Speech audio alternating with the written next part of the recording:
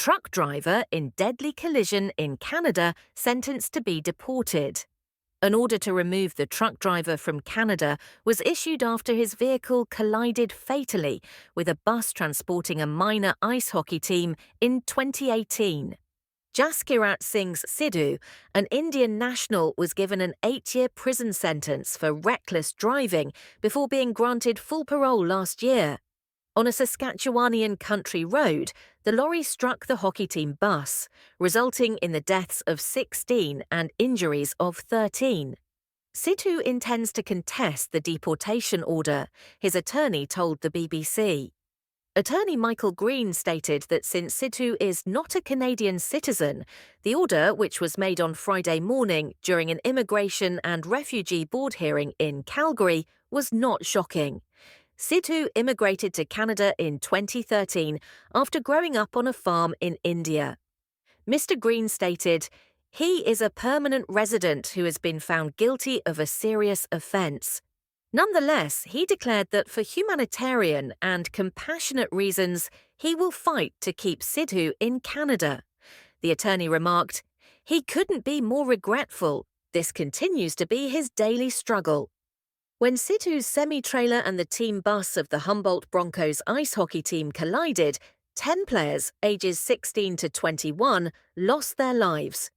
Among the dead were members of the support staff as well as the head and assistant coaches of the squad. While some athletes made it out of the accident unscathed, several suffered permanent disabilities. Sidhu entered a guilty plea to 16 charges of operating a motor vehicle dangerously that resulted in death and 13 counts of causing injury in 2019. It was discovered that prior to hitting the bus, he had run a stop sign. The families of several of the victims have demanded that Sidhu be sent abroad.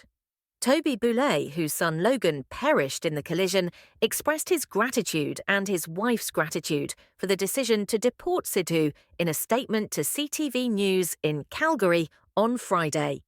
Some, on the other hand, claim to have pardoned Sidhu.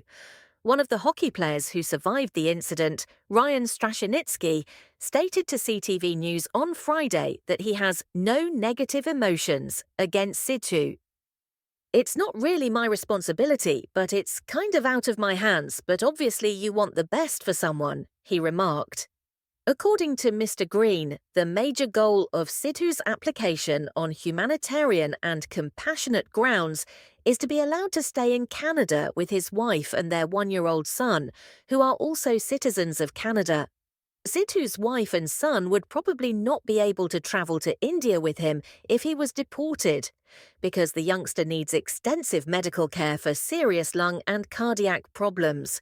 Sidhu may not be allowed to remain in Canada while his appeal is being reviewed, and it may take him 2 or 3 years to receive a definitive answer regarding his appeal.